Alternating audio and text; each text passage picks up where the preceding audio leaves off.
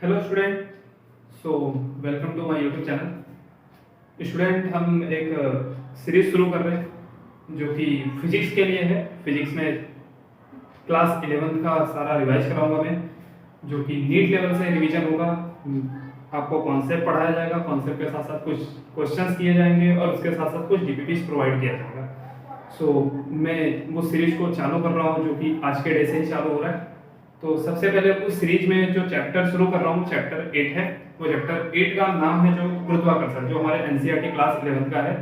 NCERT class 11 में गुरुत्वाकर्षण chapter में क्यों चूज कर रहा हूँ, इसका एक कारण है क्योंकि अभी आप 11th पढ़ के आए हो और अब आपका जो भी होगा 12th स्टार्ट होने वाला होगा।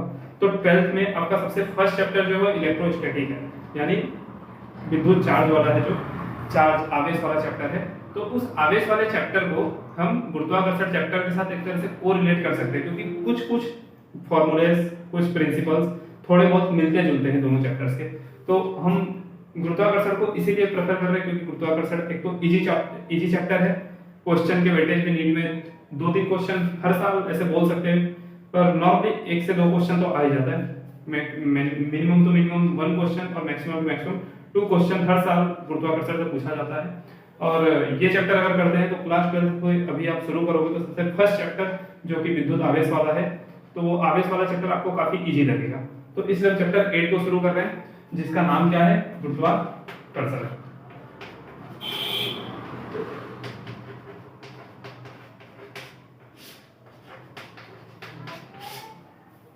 पूरे चैप्टर्स में हम गुरुत्वाकर्षण बल के बारे में पढ़ेंगे। अब गुरुत्वाकर्षण बल है क्या, और ये गुरुत्वाकर्षण कहाँ लगता है, किसके किसके बीच में लगता है, इसका नेचर क्या है, इसकी क्वांटिटी कितनी होती है, क्या हर एक के लिए अप्लाई होता है, सब इस चैप्टर के अंदर हम पढ़ेंगे। ठीक है। तो गुरुत्वाकर्षण जो चैप्टर है वो लगभग न्यूटन की हमने कहानी सुनी होगी। भाई न्यूटन बैठे थे एक पेड़ के नीचे, उनके ऊपर एप्पल गिर गया था और उस एप्पल को उन्होंने देखा कि भाई नीचे क्यों गिरा, और वो कहानी के ऊपर से हमने इसे 9th क्लास में छोटी मोटी कहानियां पढ़ी थी और उस कहानी के ऊपर से न्यूटन ने गुरुत्वाकर्षण की खोज कर दी थी। ये सब हमने पढ़ा है। पर एक्चुअली में गुरुत्वाकर्षण की कहानी वो तो ठीक ही है, पर इसको भी खोज होने में काफी समय लगा था। गुरुत्वाकर्षण जो नियम आए थे, हम जो चैप्टर्स पढ़ रहे हैं, इसके सारे रूल्स और जो भी सारे नियम्स हैं, जो भी सारी परिभाषाएं हैं, डेफिनेशन है, सारा बनने में कुछ काफी समय लग गया था। और एक अकेले साइंटिस्ट का कॉन्ट्रीब्यूशन नहीं है, काफी साइंटिस्टों का है। हाँ, उसमें सबसे ज्यादा मेजर पार्ट्स में किसी साइंटिस्ट का कॉन्ट्रीब्यूशन है तो वो न्यूटन सर है। तो न्यूटन सर ने सबसे पहले ही, जब उनका ही नाम है तो सबसे पहले न्यूटन का गुरुत्वाकर्षण का नियम आ जाता है। तो हम फर्स्ट टॉपिक की अगर बात करें तो फर्स्ट टॉपिक क्या है, न्यूटन का गुरुत्वाकर्षण का नियम। न्यूटन का गुरुत्वाकर्षण का जो नियम था वो ऐसा था कि भाई इन्होंने बोल दिया था कि ब्रह्मांड में कोई भी दो वस्तु जिसका खुद का द्रव्यमान है, अगर ब्रह्मांड में वो उपस्थित है, यानी पूरे ब्रह्मांड में कहीं पे भी अगर दो वस्तु उपस्थित हैं और जिनका खुद का अपना द्रव्यमान हो, तो वो एक दूसरे को हमेशा आकर्षित करते हैं और इनके बीच के लगने वाला आकर्षण बल उनके बीच की दूरी उनके द्रव्यमान के समानुपाती होता है। क्या बोला था?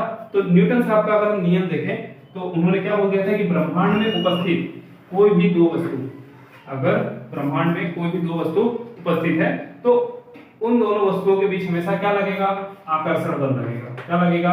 आकर्षण बल लगेगा। ये वाला अगर इसको बोलूं ए और इस वस्तु का नाम दो बी, तो हमेशा ए वस्तु बी को अपनी ओर आकर्षित करेगा और बी हमेशा ए को अपनी ओर आकर्षित करेगा। यानी ब्रह्मांड में उपस्थित कोई भी दो वस्तु जो खुद का द्रव्यमान रखते हो, मान लो भाई इसका भी द्रव्यमान क्या है m1, इसका द्रव्यमान क्या है m2, तो ब्रह्मांड में उपस्थित कोई भी दो वस्तु जो खुद का द्रव्यमान रखते हो वो एक दूसरे को क्या करते हैं? अपनी ओर आकर्षित करते हैं। अगर हम देखें तो a वाला b को अपनी ओर आकर्षित करेगा और b वाला a को अपनी ओर आकर्षित करता है। ठीक है। और न्यूटन सर का नियम क्या था? उन्होंने बोला था जब एक दूसरे को आकर्षित करते हैं तो आकर्षण है क्या? तो उन्होंने बोला वही है गुरुत्वाकर्षण बल। अब गुरुत्वाकर्षण बल मतलब फोर्स, और फोर्स को हम दिखाते हैं किससे है? F से। तो पूछा गया न्यूटन सर से कि क्या सर ये जो फोर्स बोल रहे हो इसका फॉर्मूला तो बताइए। आपने बोल दिया कि इनके बीच का इनके द्रव्यमान होंगे तो एक दूसरे को आकर्षित करेंगे, तो अब बताइए कि इसका फॉर्मूला क्या होगा। तो न्यूटन सर ने फॉर्मूला बताया था कि कोई भी दो वस्तु अगर ब्रह्मांड में उपस्थित है, अगर उसका खुद का द्रव्यमान है तो उनके बीच लगने वाला बल, उनके बीच लगने वाला बल क्या होगा, समानुपाती होगा। किसके किसके, उनके द्रव्यमानों के समानुपाती होगा। और उसके बीच की दूरी, मान लें इसके बीच की दूरी क्या है, r है, तो इनके बीच की दूरी के वर्ग के विलोमानुपात में होगा। विलोमानुपात मतलब 1 के बटे में r स्क्वायर। अगर हम सेपरेटली लिखें तो क्या लिख सकते हैं, बल जो लग रहा है इन दो वस्तुओं के बीच लगने वाला बल इनके द्रव्यमानों के समानुपाती यानी m1 और m2 के समानुपाती होता है। और इनके बीच की दूरी के, इनके बीच की दूरी के वर्ग के विलोमानुपाती मतलब f जो होगा, इनके बीच की दूरी क्या है r, तो r के वर्ग के विलोमानुपाती यानी 1 बटे r के बराबर होता है। अगर हम इसको कंबाइंड फॉर्म में लिखें तो इसको कंबाइंड फॉर्म में हम ऐसे लिख सकते हैं कि m1 m2 को ऊपर लिख दिया और बटे में r स्क्वायर तो बटे में r स्क्वायर लगा दिया। अब समानुपाती है तो समानुपाती को हटाना पड़ेगा और समानुपाती को हटाते हैं तो बराबर आएगा। और अगर इसको हटा के बराबर लिखा है तो इसकी जगह पे एक अचलांक आता है जिसको अचलांक हम क्या लिखते हैं, g। क्या लिखेंगे, g। फॉर्मूला क्या हो जाएगा, f बराबर g। ये तो पूरा ऐसे ही आ जाएगा m1 m2 by r square. अब सर ये g क्या है, तो g यही गुरुत्वाकर्षण सार्वत्रिक नियतांक। g क्या है, गुरुत्वाकर्षण सार्वत्रिक नियतांक, जिसकी वैल्यू कितनी है, कीमत कितनी है, तो 6.67 × 10⁻11 न्यूटन मीटर स्क्वायर पर केजी स्क्वायर। ठीक है, क्या होता है, न्यूटन मीटर स्क्वायर पर, हाँ ठीक है, न्यूटन मीटर स्क्वायर पर केजी स्क्वायर। ठीक है, तो हमने ये न्यूटन का नियम था जो गुरुत्वाकर्षण का नियम था, आकर्षण का नियम था। अब इन्होंने कुछ रूल्स भी बनाए थे।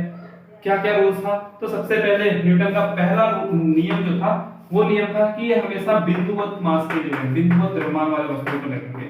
किस पे लगेंगे, बिंदु द्रव्यमान वस्तु पर ही लगेंगे। गुरुत्वाकर्षण बल किस पे लगेगा, तो पहला नियम था कि भाई ये हमेशा बिंदु पॉइंट ऑब्जेक्ट के लिए लगेगा, छोटे छोटे मासों के लिए लगेगा। जैसे भाई मैं एक व्यक्ति हूं, मेरे बगल में अगर खड़ा एक व्यक्ति है तो क्या हम एक दूसरे को खींच के से चिपक जाते हैं, नहीं खींचते ना, क्योंकि मेरा खुद बिंदु नहीं हूं, एक बहुत बड़ा व्यक्ति हूं। सेम एक पेड़ है और दूसरे उसके बगल में पेड़ है, क्या एक दूसरे को खींच के चिपक जाते हैं, ऐसा भी नहीं होता। एक गाड़ी है और वहां पे कोई वस्तु खड़ा है, कोई व्यक्ति खड़ा है, तो क्या गाड़ी या व्यक्ति एक दूसरे को चिपक जाते हैं, कभी नहीं होते, क्योंकि बहुत बड़े बड़े द्रव्यमान है ना, तो छोटे द्रव्यमानों के लिए ही गुरुत्वाकर्षण बल दिया जाएगा। अब कुछ लोग बोलेंगे कि सर क्यों बड़े के लिए नहीं, छोटे के लिए क्यों ऐसा नियम मान लिया जा रहा है, बड़े के लिए क्यों नहीं, तो भाई छोटों के लिए मान लेंगे, उसका कारण अभी देखते हैं, पर बड़ों के लिए ऐसे, तो सर अगर बड़ों का कारण क्या है, तो अगर हम g की वैल्यू देखें तो -11 में है।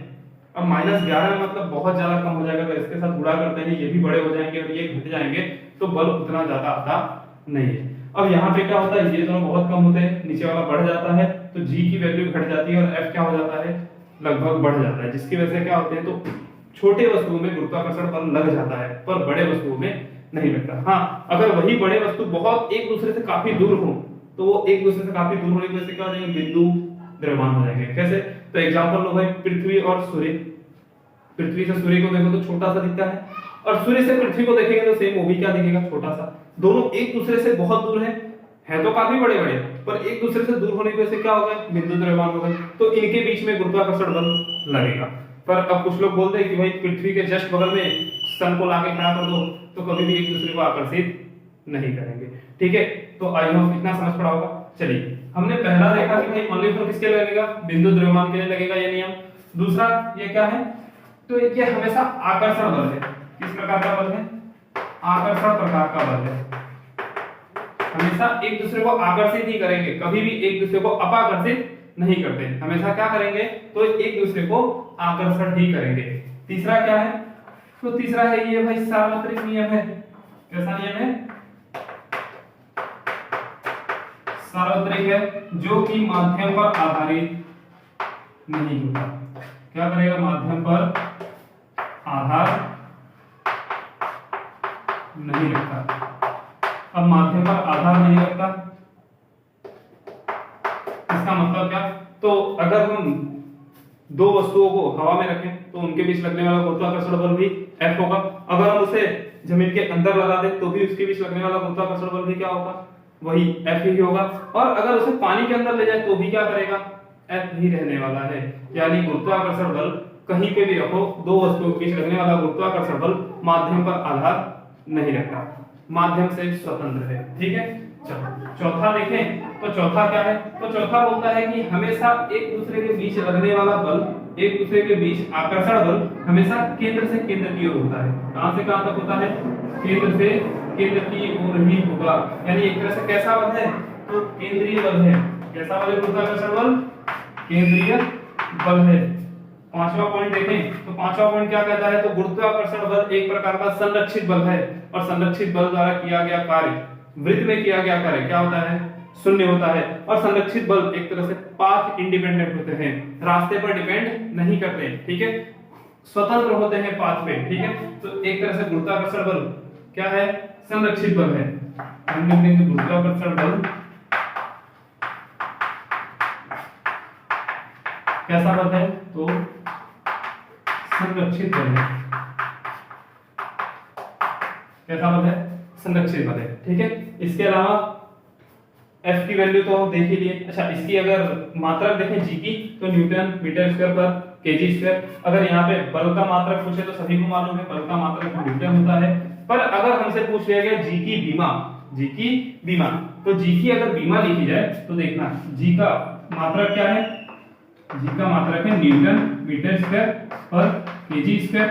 न्यूटन को क्या लिखते हैं, किलोग्राम मीटर पर सेकंड स्क्वायर। ऊपर क्या है, मीटर स्क्वायर, नीचे क्या है, केजी स्क्वायर। इस केजी को नीचे लिख दिया और इस मीटर को मीटर स्क्वायर में ही रखने दिया। KG metre into metre square कितना हो जाएगा, मीटर क्यूब। तो यहाँ पे अगर लिखूं तो केजी मीटर क्यूब बटे में सेकंड स्क्वायर और यहाँ पे केजी का स्क्वायर। एक केजी प्लस का है बटे में केजी स्क्वायर, ऊपर जाएगा तो माइनस केजी स्क्वायर हो जाएगा। और -2 और +1 क्या हो जाएगा, कट के -1। यानी यहां से मैं हटाऊं तो यहाँ पे क्या लिख देता हूं -1 और सेकंड को भी ऊपर ले जाओ तो क्या हो जाएगा -2। तो एक तरह से अगर मैं बीमा बनाऊं तो क्या हो जाएगा m-1 L3 और t-2 जो कि G की बीमा होगी। ये क्या है, हमारे गुरुत्वाकर्षण नियतांक का बीमा है। एक तरह से सार्वत्रिक नियतांक का क्या है, बीमा m1 L3 t-2। ठीक है, तो चलिए हम थोड़े बहुत कॉन्सेप्ट पढ़ लिए, थोड़े न्यूटन के नियम पढ़ लिए। तो न्यूटन के नियम के आधार पर से हम थोड़े से क्वेश्चंस करते हैं जो कि प्रीवियस ईयर नीट में पूछे हुए हैं। तो फर्स्ट क्वेश्चन जो है नीट का प्रीवियस ईयर का, उसने क्या लिखा है कि दो अंतरिक्ष यात्री गुरुत्वाकर्षण विहीन माध्यम में उड़ रहे हैं और वो अपने अंतरिक्ष यान से संपर्क खो देते हैं। तो वह यानी कंडीशन क्या बोल रहा है, कंडीशन बोल रहा है कि भाई दो अंतरिक्ष यात्री है, एस्ट्रोनॉट हैं, जो कि अंतरिक्ष में गए हैं और अचानक से उन्होंने अंतरिक्ष यान में से बाहर निकले। तो अंतरिक्ष यान में जैसे ही बाहर निकले तो वो उड़ने लगे, भाई गुरुत्वाकर्षण कम हो जाता है, उड़ने लगेंगे। और ऊपर से उसने स्पेसिफिक किया है कि गुरुत्वाकर्षण विहीन माध्यम में है, तो गुरुत्वाकर्षण है ही नहीं, तो हवा में उड़ने लगते हैं। और जब हवा में उड़ने लगते हैं तो उनका जो संपर्क है उनके अंतरिक्ष यान से खो जाता है। ठीक है, तो जब वो अंतरिक्ष यान से अपना संपर्क खो देते हैं, माध्यम कैसा गुरुत्वाकर्षण विहीन है, तो निम्न में से क्या कंडीशन होगा। कुछ 4 ऑप्शन दिए A B C D, देखते हैं। फर्स्ट ऑप्शन उसने क्या बोला है, वे समान दूरी पर एक दूसरे के सापेक्ष उड़ते रहेंगे। यानी दोनों जो अंतरिक्ष यात्री हैं हवा में जो उड़ रहे हैं वो एक दूसरे के सापेक्ष समान दूरी पे उड़ते रहेंगे। ठीक है, सेकंड क्वेश्चन क्या बोल रहा है, वो एक दूसरे के नजदीक आएंगे, यानी एक दूसरे के क्या होंगे, नजदीक आएंगे। थर्ड क्या बोल रहा है कि वो एक दूसरे से दूर जाएंगे, एक दूसरे के धीरे धीरे दूर जाने लगेंगे। और चौथा क्या बोल रहा है, वे स्थिर रहेंगे, यानी ना पास आएंगे ना दूर जाएंगे, वो स्थिर अवस्था में रहेंगे। ठीक है, तो ऐसे टोटल 4 ऑप्शन है। तो अगर हम देखें तो वो समान दूरी पर एक दूसरे के सापेक्ष उड़ते रहेंगे। समान दूरी पर एक दूसरे के सापेक्ष कैसे उड़ेंगे, अभी तो हमने पढ़ा न्यूटन का जो नियम था, उन्होंने बोला था कि अगर ब्रह्मांड में कहीं पे भी दो वस्तु उपस्थित हैं और खुद का द्रव्यमान रखते हैं तो वो एक दूसरे को आकर्षित करेंगे, और जब एक दूसरे को आकर्षित करेंगे तो एक दूसरे के नजदीक आएंगे। समान दूरी पे थोड़ी उड़ेंगे। जब अरे भाई एस्ट्रोनॉट है क्या, अंतरिक्ष यात्री है क्या, इंसान ही है ना, उसका खुद का द्रव्यमान नहीं होगा क्या, और द्रव्यमान होगा तो कहाँ अंतरिक्ष में द्रव्यमान घट जाएगा, भाई द्रव्यमान तो रहने वाला है। और न्यूटन के नियम की बात करें तो उन्होंने बोला था कि कहीं पे भी जाओ ब्रह्मांड में अगर द्रव्यमान है तो वो आकर्षित करेगा ही करेगा। मतलब यहाँ पे भी अंतरिक्ष यात्री दोनों एक दूसरे को आकर्षित करेंगे, और जब आकर्षित करेंगे तो समान दूरी पर तो उड़ते नहीं रहेंगे, तो क्या करेंगे, धीरे धीरे एक दूसरे के नजदीक आ जाएंगे। तो अगर हम ऑप्शन देखें तो ऑप्शन नंबर बी जो कि हमारा आंसर है, देखिए उसने क्या बोला, एक दूसरे के नजदीक आएंगे, तो ये वाला हमारा क्या हो जाएगा, आंसर हो जाएगा। अगर तीसरे को देखें तो एक दूसरे तरफ भाई दूर कहां से जाएगा, दूर तो पॉसिबल ही नहीं है, क्योंकि गुरुत्वाकर्षण, अच्छा कुछ लोग बोलेंगे सर वो तो गुरुत्वाकर्षण विहीन माध्यम है, ठीक है, क्वेश्चन की अगर बात करें तो उसमें गुरुत्वाकर्षण विहीन माध्यम है तो आकर्षित कैसे करेंगे। अरे भाई गुरुत्वाकर्षण विहीन का मतलब क्या है, गुरुत्वाकर्षण विहीन ऐसा बोलना चाहता है कि जहां पे ये लोग निकले हैं ना वहां पे आसपास कोई ग्रह नहीं है, और कोई ग्रह नहीं होगा तो वो आकर्षित नहीं करेगा, यानी उसका खुद का गुरुत्वाकर्षण नहीं होगा, यानी ऐसी जगह पे निकले जहां पे आसपास कोई ग्रह ही नहीं है तो गुरुत्वाकर्षण नहीं है। पर न्यूटन ने ऐसा थोड़ी बोला था कि गुरुत्वाकर्षण होने के लिए गुरुत्वाकर्षण माध्यम होना जरूरी है। अरे भाई दूसरा नियम ये भी तो बोला था कि गुरुत्वाकर्षण के लिए किसी प्रकार की माध्यम की आवश्यकता नहीं है, अंतरिक्ष में कोई माध्यम नहीं होता, ठीक है, तो माध्यम की आवश्यकता भी नहीं है। और दूसरा फर्स्ट नियम ये भी था कि अगर दो द्रव्यमान वाले वस्तुएं एक दूसरे को आकर्षित भी करेंगे, तो हमारा जो न्यूटन का नियम है उसके हिसाब से तो हमारा सेकंड आंसर ही कंफर्म लग रहा है, क्लियर, ठीक है। तो सेकंड हमारा क्या होगा, ऑप्शन सेकंड हमारा आंसर है, ठीक है। क्वेश्चन नंबर 2 देखें तो क्वेश्चन नंबर 2 भी बहुत अच्छा सा है। उसने क्या लिखा है कि दो द्रव्यमान स्मॉल m और कैपिटल M हवा में व्यवस्थित हैं तथा उनके बीच लगने वाला गुरुत्वाकर्षण बल F है, ठीक है। उसने क्या बोला है, एक स्मॉल m द्रव्यमान का वस्तु है और कैपिटल M द्रव्यमान का वस्तु है, और दोनों कहां पे हैं, हवा में लटके हुए हैं, ठीक है, यानी हवा में पड़े हुए हैं, और उनके बीच लगने वाला गुरुत्वाकर्षण बल कितना है, तो वो F है, ठीक है, यहाँ पे लिखा है कितना है, F है। यदि उन दोनों द्रव्यमानों को पानी में डाला जाए, भाई पहले कहां पे थे, हवा में, अब हम कहां डाल रहे दोनों को, पानी के अंदर, जिसका विशिष्ट घनत्व, पानी का विशिष्ट घनत्व कितना है, 3 है, तो उनके बीच लगने वाला, जब पानी के अंदर डालेंगे तो उनके बीच लगने वाला गुरुत्वाकर्षण बल कितना होगा। सिंपल सा है, फर्स्ट चुटकी बजाने में आंसर आ जाना चाहिए। क्या बोला उसने कि भाई द्रव्यमान, दो द्रव्यमान है जिनका एक का मास स्मॉल m है, एक का मास कैपिटल M है, हवा में व्यवस्थित है। हमने क्या किया, हवा में व्यवस्थित है, गुरुत्वाकर्षण बल कितना है, F है। यदि उनको हम पानी के अंदर डालते हैं और उस पानी का विशिष्ट घनत्व कितना है, 3 है, तो उनके बीच मतलब पानी में डालने के बाद उन दोनों द्रव्यमानों के बीच लगने वाला गुरुत्वाकर्षण बल, अरे F होगा, हवा में भी F, पानी में भी F, क्योंकि गुरुत्वाकर्षण बल माध्यम पे आधार ही नहीं करता, हवा में रहो, अंतरिक्ष में रहो, पानी में रहो, जमीन के अंदर जाओ, कहीं पे भी जाओ, गुरुत्वाकर्षण बल दो वस्तुओं के बीच हमेशा जितना लगता है उतना ही रहेगा। एक्सपेक्ट दोनों का द्रव्यमान सेम रहे हर जगह, दोनों के बीच की दूरी सेम रहनी चाहिए।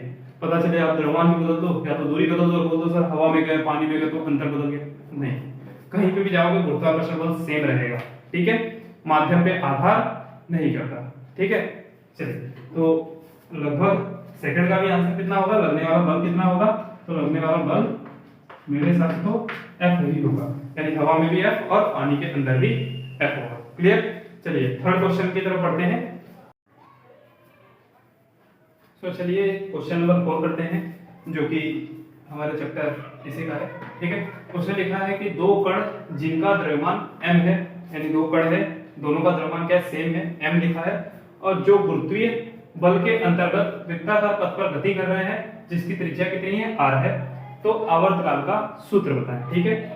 काफी अच्छा क्वेश्चन है, और चैप्टर नंबर 7 जो हम पढ़ के आए हैं, रोटेशनल डायनामिक्स, घूर्णन गति वाला चैप्टर, उससे थोड़ा सा रिलेटेड है, जिसमें हमने आवर्तकाल पढ़ा था, ठीक है, वहां से इसने थोड़ा सा रिलेट करके क्वेश्चन को दिया है। तो देखते हैं उसने क्या लिखा है कि दो कण है जिनका द्रव्यमान क्या है, m है, यानी हमारे पास दो कण है, दोनों का द्रव्यमान क्या है, सेम m है, और जो गुरुत्वीय बल के अंतर्गत, गुरुत्वाकर्षण के अंतर्गत वृत्ताकार पथ पर गति कर रहे हैं, यानी कैसी गति कर रहे हैं, वृत्ताकार पथ पर गति कर रहे हैं, और उस वृत्त जो वृत्ताकार पथ है, उस वृत्ताकार पथ की त्रिज्या कितनी है, r है, तो आवर्तकाल सूत्र है, ठीक है। हम थोड़ा सा सेटअप करते हैं जो क्वेश्चन बोला। मान लो एक कण ये रहा जिसका द्रव्यमान m, एक कण ये रहा जिसका द्रव्यमान m, अच्छा ये कैसे पथ पे गति कर रहे हैं, तो वृत्ताकार पथ पे, हमने ये वृत्त बना लिया, और इस वृत्त की त्रिज्या कितनी है, तो इस वृत्त की त्रिज्या का मान लो तो ये ले लें, ये रहा त्रिज्या कितनी है, r, वृत्त की त्रिज्या हो गई r, यानी इन दोनों के बीच की दूरी कितनी हो गई, 2r, भाई ये r और इधर से ये r, तो दोनों के बीच की दूरी कितनी, केंद्र से केंद्र ले तो दोनों के बीच की दूरी 2r, ठीक है। तो हमारे पास दूरी मिल गया 2r, द्रव्यमान मिल गया m into m, और फॉर्मूला क्या भाई अगर देखें तो एक तरह से देखो एक दूसरे ये वाला इसको आकर्षित कर रहा होगा और ये इसको ये क्या है सर लिखो A और B यानी कण A B को अपनी ओर आकर्षित कर रहा होगा और कण B A को अपनी ओर आकर्षित कर रहा होगा मतलब A वाला B को इधर खींच रहा है यानी क्या बोलेंगे खींचने के वाले बल को गुरुत्वाकर्षण बल आकर्षण बल है ना तो गुरुत्वाकर्षण बल को Fg लिख सकता हूं। सेम सर ये वृत्ताकार पथ पे गति कर रहे हैं। अच्छा ये कण क्या गति करते हुए जैसे बाहर चला गया नहीं। अच्छा इस बल की वजह से क्या ये अंदर आ गया वो भी नहीं है मतलब सर इस पे कोई ना कोई बल ऐसा लग रहा होगा जिसकी वजह से ना ये बाहर जा रहा है ना ये अंदर आ रहा है। समझ पा रहे हो जैसे कि भाई गुरुत्वाकर्षण बल अंदर खींच रहा है तो इसको अंदर आ जाना चाहिए नहीं आ रहा इसका मतलब बाहर कोई खींच रहा होगा और वो बाहर के बल को क्या कहते हैं तो अपकेंद्री बल कहते हैं जो बाहर की ओर लगता है उसे क्या कहते हैं अपकेंद्री बल। अच्छा अपकेंद्री बल बाहर लग रहा है तो एक अंदर की ओर भी लगेगा क्योंकि न्यूटन का तीसरा नियम क्रिया है तो प्रतिक्रिया होगी तो यहाँ पे अपकेंद्री है तो एक अभिकेंद्री भी होगा और वो अभिकेंद्री है क्या वही गुरुत्वाकर्षण बल है। अभिकेंद्री बल को किससे लिखते हैं Fc सेंट्रीपिटल फोर्स ठीक है तो सेंट्रीपिटल मतलब अभिकेंद्री यानी जो अभिकेंद्री बल कौन दे रहा है ये गुरुत्वाकर्षण बल ही तो दे रहा है। एक तरह से बाहर जो लग रहा होगा उसको बैलेंस करने में कौन आ रहा है Fg और Fg है क्या एक तरह से वो अभिकेंद्री बल ही है जो अपकेंद्री बल को बैलेंस कर रहा है सामान्य कर रहा है ठीक है। तो अगर लिखें तो Fg क्या होगा एक तरह से Fg किसके बराबर होगा Fc के बराबर होगा। Fg क्या है गुरुत्वाकर्षण बल Fc क्या है अभिकेंद्री बल। गुरुत्वाकर्षण बल क्या होता था G m1 m2 by r square और m1 m2 मैंने क्यों नहीं लिखा क्योंकि दोनों का द्रव्यमान क्या है सेम है इसलिए मैंने m into m लिख दिया और r स्क्वायर का भी 2r कर देंगे ठीक है। अच्छा अभिकेंद्री बल क्या होता है सर अभिकेंद्री बल दो प्रकार के होते हैं एक तो होता है mv स्क्वायर बाय r और अगर हम घूर्णन गति वाले चैप्टर से पढ़े तो उसने बोला है कि जो हमारा गुरुत्वाकर्षण बल हमारा जो कोणीय वेग है कोणीय वेग यानी किससे कोणीय वेग को किससे दिखाते हैं ओमेगा से कोणीय वेग को किससे दिखाएंगे ओमेगा से। तो अगर ये एक वृत्ताकार पथ पे गति कर रहा है एक तरह से गुणन गति कर रहा है और गुणन गति करेगा तो उसके लिए कोणीय वेग आएगा ना कि लीनियर वेग वेलोसिटी नहीं आएगी वेग नहीं आएगा v नहीं आएगा क्या आएगा ओमेगा। और हमने बोला है कि अगर ओमेगा आएगा तो जब कोई वस्तु कोणीय गति कर रही है कोणीय वेग से गति कर रही है तो उसके लिए अभिकेंद्री बल क्या हो जाता है m r ओमेगा स्क्वायर क्या लिखेंगे m r ओमेगा स्क्वायर ठीक है। कुछ लोगों ने सर ये है क्या अरे कुछ नहीं है अगर देखना चाहो तो देखो मैं क्या बता रहा हूं। अच्छा यहां पे देखिए अरे F बराबर क्या होता है m into a होता है न्यूटन का दूसरा नियम आधा बराबर मान m को तो मैंने m ही लिखा है बस एक ही जगह क्या लिखा है r ओमेगा स्क्वायर और r ओमेगा स्क्वायर है क्या त्वरण है इसका त्वरण भाई यहां का ठीक है यहां यानी जब घूर्णन गति करेगा तो त्वरण को हम क्या लिखेंगे mr ओमेगा स्क्वायर। अगर लीनियर होता तो क्या लिखते इसी की जगह पे mv स्क्वायर बाय r। इसमें क्या हो जाता है m हमारा ये द्रव्यमान और एक क्या हो जाता है v स्क्वायर बाय r ठीक है। तो हमने क्या लिख दिया mr ओमेगा स्क्वायर। अच्छा m से m कट गया ठीक है। अगर लिखें तो क्या क्या बचा g m अच्छा ये r है क्या 2r है ना तो 2r का स्क्वायर बराबर यहाँ पे क्या बचा r ओमेगा स्क्वायर ठीक है। चलिए इसको और सॉल्व करते हैं तो क्या हो जाएगा g m by 4r का स्क्वायर बराबर r ओमेगा स्क्वायर ठीक है। यहाँ पे r को इधर भी भेज दूं ओमेगा को अकेले रखूं ठीक है। तो ओमेगा स्क्वायर बराबर क्या हो गया g m 4r क्यूब भाई r आएगा r स्क्वायर है इसके ऊपर 1 r का 2 r का 1 भाई गुणे में घातों का जोड़ होता है तो r स्क्वायर और r 1 कितना हो जाएगा r की पावर 3। अगर मैं ये स्क्वायर हटा दूं अगर मैं स्क्वायर को हटाऊं तो स्क्वायर हटाने पे क्या हो जाएगा ओमेगा बराबर रूट में g m by 4 r cube और इसको अगर मैं सॉल्व करूं तो 4 का रूट के अंदर बाहर आएगा तो 2 हो जाएगा तो इसके अंदर बचा क्या 1/2 g m by r cube ठीक है। अगर इसको फर्दर और सॉल्व करूं तो सॉल्व करने के बाद क्या मिलेगा w बराबर 1/2 रूट में g into m और r क्यूब को क्या लिख सकता हूं r 3/2 3/2 का मतलब क्या अरे रूट 1/2 लिख सकते हैं तो 3 तो था, उसके बटे में 2 लगा दिया तो 1/2 हो गया, तो 3/2, ठीक है। अच्छा, हमारा आवर्तकाल हमें निकालना है, ये तो हमें क्या मिला, कोणीय वेग। आवर्तकाल का फॉर्मूला T बराबर 2 पाई बाय ओमेगा, ठीक है। ओमेगा कितना मिला, ये रहा, तो T निकाल लेंगे आराम से। तो T की जगह पे अगर लिखूं तो 2 पाई बाय ओमेगा की जगह पे 1/2 रूट में G इंटू M, और बटे का बटा कहाँ जाता है, ऊपर। ये दो भी बटे में, तो ये भी कहाँ चला जाएगा, ऊपर। लिख ले फिर करेंगे, R 3/2 बटे का बटा कहाँ जाता है, ऊपर। 2 ऊपर गया तो 2 दूनी, 2 ऊपर गया तो 2 दूनी कितना हो गया, 2 दूनी 4, पाई तो पाई रहने वाला है, बटे में क्या आ जाएगा, रूट में G इंटू M, R भी ऊपर जाएगा तो R की पावर 3/2, ठीक है। तो लगभग हमारा आवर्तकाल मिल गया है। T बराबर कितना मिला, 4 पाई रूट में GM R 3 की पावर 2। हम ऑप्शन देखें तो A 2 पाई तो है नहीं हमारा, 4 पाई है, 3 पाई ये भी नहीं होगा, 4 पाई, हाँ ये वाला लगभग होगा, 4 पाई बटे में रूट में GM, 4 पाई बटे में रूट में GM R की पावर 3। हाँ, तो आंसर हमारा कौन सा आ जाएगा, सी आंसर हमारा सही है, ठीक है। तो आई होप, मुझे ऐसी आशा है कि आपको समझ पड़ा होगा। अब स्क्रीनशॉट ले ले, तो फिर मैं नेक्स्ट क्वेश्चन लिखता हूँ और उसे हम सॉल्व करते हैं, ठीक करते हैं। थर्ड क्वेश्चन है कि दो समान गोले एक दूसरे के संपर्क में रखे गए हैं, उन गोलों के बीच लगने वाला गुरुत्वाकर्षण बल R के समानुपाती है। यानी जो बल है F वो R के बराबर होगा, R² के समानुपाती होगा, 1/r² के समानुपाती होगा, कि R/4 के समानुपाती होगा, ठीक है। तो उसमें क्या बोला है कि दो समान गोले हैं जो एक दूसरे के संपर्क में रखे गए हैं, तो हम बना लेते हैं।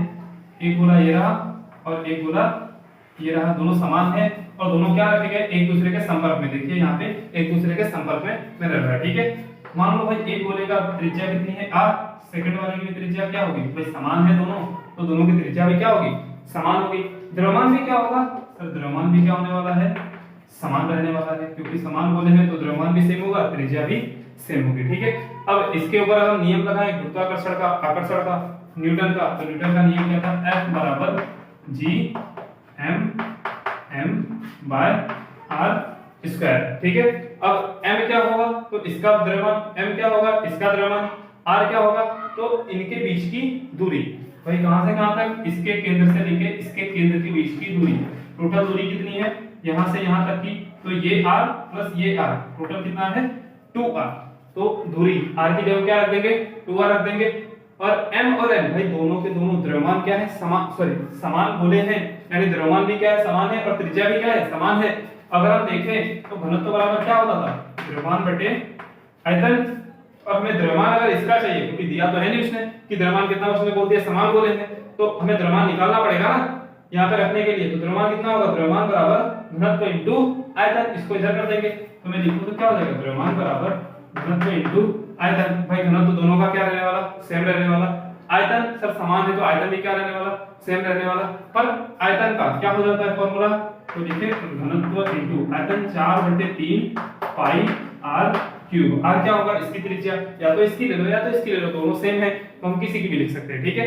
तो ये M क्या है, M बराबर क्या मिला हमें, तो M बराबर मिला रो 4/3 पाई R क्यूब, यानी M की जगह पे इसकी वैल्यू हम रख सकते हैं। रख के देखें तो यहाँ पे क्या आ गया, G M की जगह पे रो 4/3 पाई R क्यूब बटे में इस R की जगह क्या रखेंगे, दोनों के बीच की दूरी, दोनों के बीच की दूरी कितनी, 2R का स्क्वायर, ठीक है।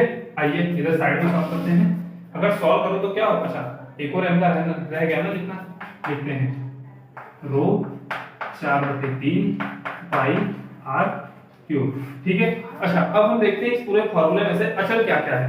G अचल है, कभी बदलता नहीं है। घनत्व वो भी अचल है, कभी बदलता, भाई दोनों सेम है ना, तो कहां से बदलेगा, यानी घनत्व भी क्या है, अचल है।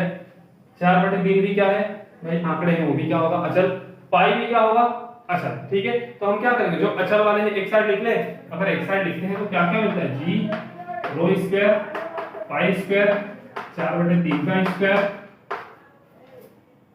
बचा क्या क्या वो देखना, तो बचा हमारे पास R की क्यूब इंटू R का क्यूब, और बटे में क्या बचा 4R स्क्वायर। 4R स्क्वायर मतलब 2 का स्क्वायर, 4 और R का स्क्वायर R स्क्वायर, ठीक है। तो 4। अच्छा हम देखें तो एक तरह से ये पूरा का पूरा अचल पद है, पूरा का पूरा क्या है अचल, और अचल पद अगर हटाते हैं तो हम क्या कर देंगे, बराबर को समानुपाती में बदल देंगे। और इसके पहले था क्या, बल ना, तो बल समानुपाती कितना हो गया r3, फिर r3 बटे में r स्क्वायर, भाई r3 इंटू r3 कितना हो जाएगा 6 हो जाएगा, भाई गुणे में होते हैं तो घातों का जोड़ होता है, तो r3 गुणे में है तो घात क्या हो जाएगा 3 + 3 6। तो लिखें तो f समानुपाती क्या हो गया r की पावर 6 बटे में r की पावर 2। अब यहाँ पे 6 यहाँ पे 2 को ऊपर ले जाएंगे तो माइनस का 2, 6 में से 2 गया तो 4। तो f बराबर अगर लिखें तो r की पावर कितना हो गया 4। ठीक है, तो हम ऑप्शन देखें r स्क्वायर 1/r² r की पावर 4, तो लगभग हमारा आंसर क्या होगा डी। आई होप आपको समझ पड़ा होगा, तो आप इसका स्क्रीनशॉट ले लीजिए, उसके बाद मैं नेक्स्ट क्वेश्चन लिखता हूं उसे अपने सॉल्व करते हैं। ठीक है, तो चलिए एक नया टॉपिक शुरू करते हैं, गुरुत्वाकर्षण का अध्यारोपण का सिद्धांत।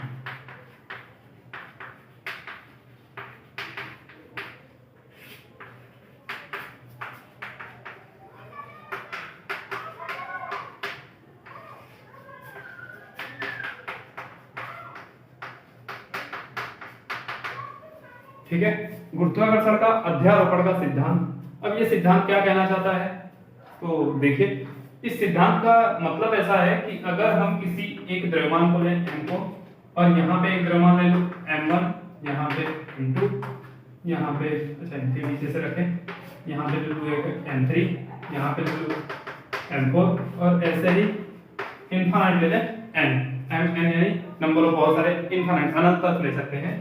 तो अध्यारोपण का सिद्धांत क्या कहता है, अध्यारोपण का सिद्धांत कहता है कि यदि किसी एक बिंदु पर, यदि किसी एक द्रव्यमान पर कुल द्रव्यमान के कारण लगने वाला बल कितना होगा, उसको बताने का काम कौन करता है, अध्यारोपण का सिद्धांत। ठीक है, अगर अध्यारोपण के सिद्धांत की बात करें तो वो क्या बोलता है कि अगर हमने अब अध्यारोपण के सिद्धांत की बात करें तो वो क्या कहता है, वो कहता है कि भाई अगर हम किसी एक m द्रव्यमान की वस्तु पर हम कुल बल निकालना चाहते हैं, तो m1 के कारण लगने वाला बल, m2 के कारण लगने वाला बल, m3 के कारण लगने वाला बल, m4 के कारण लगने वाला बल, या तो m5 m6 m7 टोटल जितने भी द्रव्यमान हो सबके कारण लगने वाले बल को क्या कर दो, जोड़ दो, उसे ही क्या बोलेंगे, गुरुत्वाकर्षण का अध्यारोपण का सिद्धांत। ठीक है, तो अगर मैं बोलूं m द्रव्यमान पे कितने, यानी इस बिंदु को O बोल दूं तो O बिंदु पे कितने बल लग रहे होंगे, तो हमसे पूछा जाए तो F नेट कितना होगा, F नेट होगा भाई एक तो m1 के कारण, तो लिख देंगे F1 भाई m1 के कारण m1 g m1 m bye, इसके बीच की दूरी अगर r मान लो तो r स्क्वायर, ऐसे ही g m2 m by r square, g m3 m by r square, g m4 m by r square, यानी ये हो गया F1, ये हो गया F2, ये हो गया F3, ये हो गया F4, ऐसे ही n नंबर्स हो तो Fn हो जाएगा। तो F नेट कुल बल कितना होगा, F1 plus F2 plus F3 plus F4 plus infinity में Fn, जितने होंगे सारों को जोड़ दो तो O बिंदु पर लगने वाला गुरुत्वाकर्षण बल मिल जाएगा। ठीक है, चलिए तो इसी कॉन्सेप्ट के ऊपर से बहुत सारे क्वेश्चंस नीट में आए भी हैं, और चैप्टर नंबर क्लास 12 का जो चैप्टर नंबर 1 है उसमें भी इस तरह से क्वेश्चन बहुत सारे हैं हमारे एक्सरसाइज में। तो चलिए एक क्वेश्चन करते हैं जो कि छोटा सा है। ठीक है, क्वेश्चन क्या बोलना चाहता है, उसने बोला है कि 3 m द्रव्यमान है, कितने द्रव्यमान है, 3 m द्रव्यमान की वस्तु है,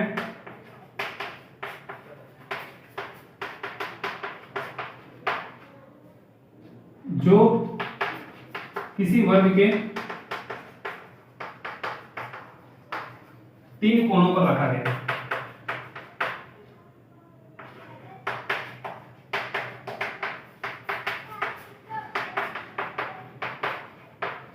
तथा इनके किनारे ए हैं, तो चौथे कोने पर लगने वाला गुरुत्वाकर्षण बल बताइए, गुरुत्वाकर्षण बल कितना होगा। क्वेश्चन देखना क्या बोला, 3 m द्रव्यमान के वस्तु हैं, यानी 3 द्रव्यमान 3 वस्तु है जिनका द्रव्यमान कितना है m है, जो किसी वर्ग मतलब 4 कोने होते हैं, तो वर्ग के 3 कोने पर रखे गए, एक पे नहीं रखा गया है। तो हम अगर क्वेश्चन बनाएं तो क्वेश्चन क्या बोलना चाहता है, ऐसे एक वर्ग है जिसके a b c d 4 कोने हैं, इस पे एक m द्रव्यमान रखा गया है, इस पे एक m द्रव्यमान रखा गया है और इस पे एक m द्रव्यमान रखा गया है, चौथे कोने पर नहीं रखा गया। ठीक है, तो उसने बोला कि 3 कोनों पर रखे गए हैं तो उनके किनारे a है, इसके किनारे क्या है, a, ये भी a, ये भी a और ये भी a है, तो चौथे कोने पर लगने वाला गुरुत्वाकर्षण बल यानी m m m, इन तीनों के कारण इस चौथे पर लगने वाला बल, अभी हमने पढ़ा था सर कि किसी एक पर गुरुत्वाकर्षण बल निकालना हो तो सबके कारण लगने वाले बल को जोड़ दिया जाए। अगर हम यहाँ पे देखें तो इस पे भी लगने वाला गुरुत्वाकर्षण बल नहीं, गुरुत्वाकर्षण बल होता है आकर्षण बल, A वाला अपनी ओर आकर्षित करेगा, C वाला अपनी ओर आकर्षित करेगा और B वाला अपनी ओर आकर्षित करेगा। A के कारण इस पे लगने वाला गुरुत्वाकर्षण बल, A के कारण इस पे लगने वाला गुरुत्वाकर्षण बल, अरे मान लो है चौथे कोने पर क्या रखा गया, एक इकाई द्रव्यमान रखा गया, इकाई द्रव्यमान मतलब 1 केजी। ठीक है, तो A के कारण इस पे गुरुत्वाकर्षण बल क्या लिखेंगे, F A के कारण लगने वाला क्या लिखेंगे, तो G m है इसका, और इसका क्या है, एक और नीचे बीच की दूरी क्या होगी, बीच की दूरी है a, तो a स्क्वायर अगर लिखे तो g m by a square. ठीक है, अगर f c निकाले, c के कारण इस पे लगने वाला गुरुत्वाकर्षण बल तो भी क्या होगा, g m और इसके ऊपर 1 है तो 1 बटे में इनके बीच की दूरी a, तो a स्क्वायर, इसको भी अगर सॉल्व करो तो g m by a square. ठीक है, चलिए नेक्स्ट देखते हैं। थर्ड को अगर लिखूं तो थर्ड क्या होगा, B के कारण D पर लगने वाला, तो F B क्या लिखूंगा, G M 1, क्या पे क्या हो गया, G M 1 और बीच की दूरी भाई क्या होता है, पाइथागोरस प्रमेय, ये भी A है, ये भी A है, तो A into A √2a हो जाएगा, निकाल के देख लीजिए, a square plus a square, उसका अगर हम कर्ण का निकालते हैं तो √2a आता है। ठीक है, तो अगर हम लिखें तो √2a यहाँ पे क्या हो जाएगा, इसके नीचे पे √2a का स्क्वायर, अगर इसको खोले तो g m by 2a square. ठीक है, अगर तीनों में हम देखते हैं तो g m by a square, g m by a square, g m by 2a square, अगर g m by a square को f लिखूं, यहाँ पे भी g m by a square को f लिखूं, तो यहाँ पे g m by a square into 2 है ना, तो क्या हो जाएगा, g m by a को बस f लिख दूं और 2 को ऐसे बटे में लिखूं तो f by 2 हो गया। यानी इसके कारण कितना बल लग रहा है, f, a के कारण इस पे कितना बल लग रहा है, f, c के कारण भी कितना बल लग रहा है, f, और b के कारण कितना बल लग रहा है, f by 2। तो d के ऊपर भाई नेट बल निकालना है, नेट बल निकालने के लिए f नेट सबको जोड़ दो, सबको जोड़े, हम ग्राफ बनाएं तो ऐसे कुछ हमारा ग्राफ बनता है, ये है C वाला, ये है A और यहाँ पे हमारा था B और ये हमारा बिंदु D। ये कितने बल लगा रहा है, इस पे लग रहा है F, ये भी बल कितना लगा रहा है, ये भी लगा रहा है F, और ये कितना लगा रहा है F by 2। अगर हम देखें तो यहाँ पे क्या वेक्टर नहीं बन रहा, क्या सदिश नहीं बन रहा, दो सदिशों का रिजल्टेंट परिणामी बीच में आता है, दो सदिशों का रिजल्टेंट कितना आता है बीच में, और कितना आता है √2f, भाई f प्लस f, यही पाइथागोरस की तरह f square plus f square, root करेंगे तो इसका भी क्या होगा √2f, तो इस दिशा में इन दोनों का कितना लगेगा √2f और इसके कारण कितना लग रहा है f by 2, तो f नेट कितना हो जाएगा, टोटल f नेट हो जाएगा √2f प्लस f by 2। ठीक है, f अगर कॉमन लेते हैं तो f कॉमन लेने के बाद f बचा क्या, √2 प्लस 1 by 2। ठीक है, √2 प्लस 1 by 2, तो हमारे ऊपर f नेट कितना मिला, f नेट बराबर f की वैल्यू कितनी थी, f की वैल्यू थी g m by a square, तो यहाँ पे लिख देंगे g m by a square, और यहाँ पे क्या हो जाएगा, तो 2√2 प्लस 1 by टोटल में 2, लसा ले लिया पूरा। ठीक है, तो ये हमारा आंसर होगा, ये क्या होगा हमारा क्वेश्चन का आंसर। आई थिंक समझ पड़ा होगा, नहीं समझ पड़ा तो वापस देखिए, उसने क्या बोला है कि 3 m द्रव्यमान के वस्तु हैं, 3 m द्रव्यमान 1 2 3 रख दिए, जो कि वर्ग किसी वर्ग के 3 कोनों पर रखे गए हैं, तीनों कोनों पर मैंने रख दिए, तथा इनके किनारे क्या है, a है, a दिखा दिए। ठीक है, कोने पर, चौथे कोने पर लगने वाला गुरुत्वाकर्षण बल, चौथे पर इकाई द्रव्यमान रखा गया, मान लीजिए 1 kg का द्रव्यमान रखा गया है, तो तीनों के घट पे लगने वाला गुरुत्वाकर्षण बल पहले a के घाट निकालेंगे तो gm into a gm1 m2, m2 कितना है a और इनके बीच की दूरी a स्क्वायर, तो उसको रखा तो gm by a स्क्वायर जिसको हमने f बोल दिया। यहाँ पे f c के कारण तो ये भी क्या होगा gm into 1 by a square, ये भी कितना होगा gm by a square equal to f हो गया। अच्छा b के कारण तो b के कारण इनके बीच की दूरी ये होगी और बीच की दूरी ये a ये कितना होगा √2a। देखिए ये a तो पाइथागोरस प्रमेय √2a, तो इसको मुझे √2a लिख देना है।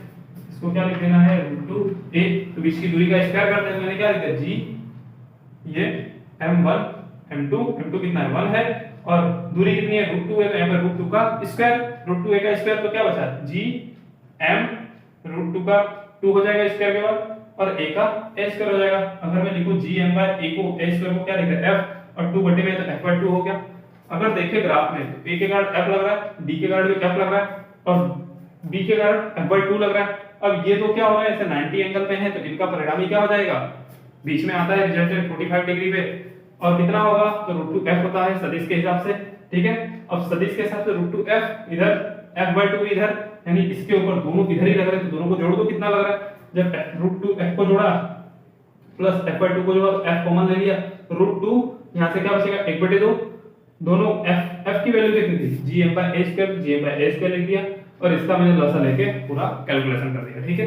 तो आई थिंक आप लोग को समझ पड़ा होगा, तो आप इसका स्क्रीनशॉट ले लीजिए, फिर मैं नेक्स्ट क्वेश्चन करते हैं, ठीक है।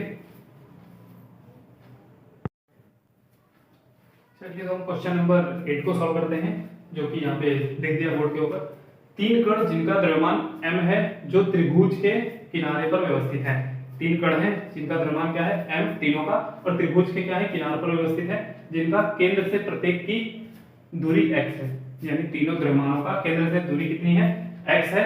तो यदि एक m द्रव्यमान के केंद्र पर रखते हैं, यानी एक m द्रव्यमान को केंद्र पर रखते हैं, तो उस पर लगने वाला कुल बल गुरुत्वीय बल बताइए, ठीक है। तो उसने क्या बोला भाई एक त्रिभुज बना लेते हैं, त्रिभुज की बात किया है, ठीक है।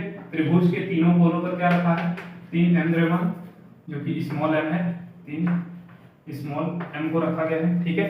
त्रिभुज के तीनों कोनों पर स्मॉल m द्रव्यमान रखा गया है और जिनका केंद्र से प्रत्येक की दूरी मान लेते हैं ये हमारा केंद्र है, तो केंद्र से इसकी दूरी भी कितनी है x है, इसकी दूरी भी कितनी है x है और इसकी दूरी भी कितनी है x है, ठीक है।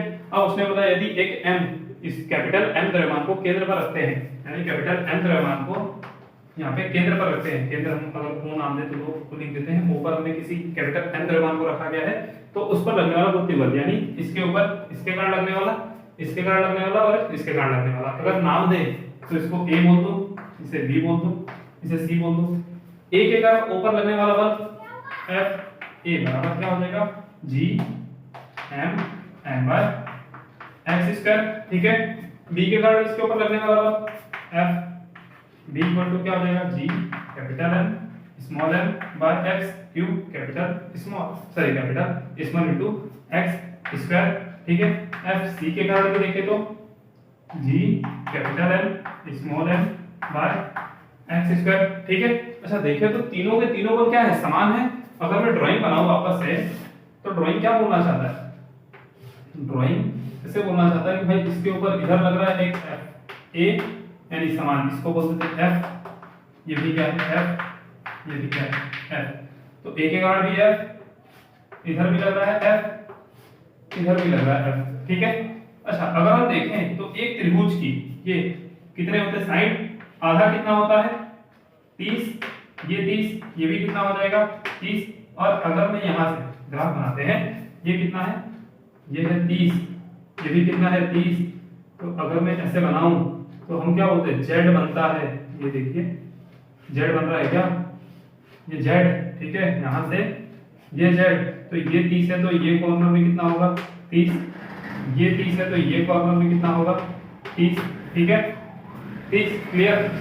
इस f को इधर कोण बना है तो सॉरी इस f का इधर कोण बना है तो इधर क्या होगा f cos 30, इधर क्या होगा f sin 30, सेम इसका भी इसके साथ ऐसे बना है तो ये इधर जाएगा तो f cos 30, इधर आएगा तो f sin 30, यहाँ पे ये दोनों क्या हो जा रहे हैं, एक दूसरे को कैंसिल कर रहे हैं, और यहाँ पे f को f sin 30 बराबर कर रहा है, तो यहाँ पे लिखो तो f एक अकेला उधर है और इधर कितने हैं, f sin 30 plus f sin 30, sin 30 की वैल्यू 1/2, तो यहाँ पे क्या लिख देंगे, f 1/2 प्लस f 1/2, 1/2 यानी सही से लिखो तो f/2 प्लस f/2 आधा आधा कितना हो जाएगा, 1 हो जाएगा, f/2 प्लस f/2 कितना हो जाएगा f, और इधर भी कितना है f, यानी जितना बल ऊपर लग रहा है उतना ही बल नीचे लग रहा है। ये f ऊपर का था और ये दोनों f किसके नीचे के हैं, यानी जितना बल ऊपर उतना बल नीचे, मतलब बिंदु O पे कोई बल ही नहीं लग रहा है, इधर वाले बल भी बराबर इधर वाले बल भी बराबर, मतलब बिंदु O के ऊपर कोई बल नहीं लग रहा है। ठीक है, इसका आंसर क्या होगा, तो केंद्र पर लगने वाला कुल बल कितना हो जाएगा, 0, कितना होगा 0। ठीक है, चलिए तो लगभग हमने 8 क्वेश्चन कर लिए। अब थोड़े से एक नोट पॉइंट मैं लिखाना चाहूंगा, तो आप लोग थोड़ा फटाफट एक जगह नोट कर लीजिएगा, इसको आप स्क्रीनशॉट ले लीजिए, तो फिर मैं रफ करूं। ठीक है,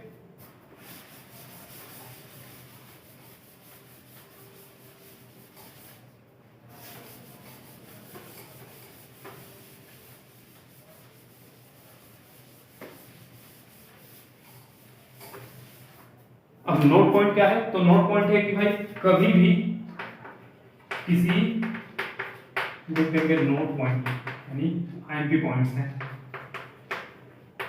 आईएमपी पॉइंट्स अगर पूछा जाए तो डायरेक्ट क्या लिखेंगे, किसी भी सममित वस्तु के केंद्र पर m द्रव्यमान रखने पर लगने वाला गुरुत्वाकर्षण बल हमेशा क्या होगा, 0। यानी किसी भी सममित वस्तु के केंद्र पर अगर हम कोई भी m द्रव्यमान को रखते हैं तो हमेशा लगने वाला गुरुत्वाकर्षण बल क्या होगा, हमेशा 0 होगा। ठीक है, चलिए सेकंड एक और पॉइंट, ये फर्स्ट था, सेकंड किसी खोखले गोले या खोल के अंदर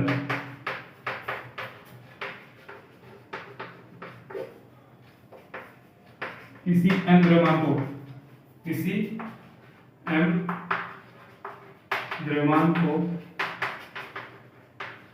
कहीं पर भी रखा जाए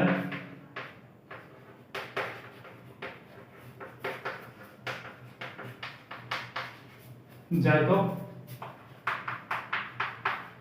लगने वाला गुरुत्वाकर्षण बल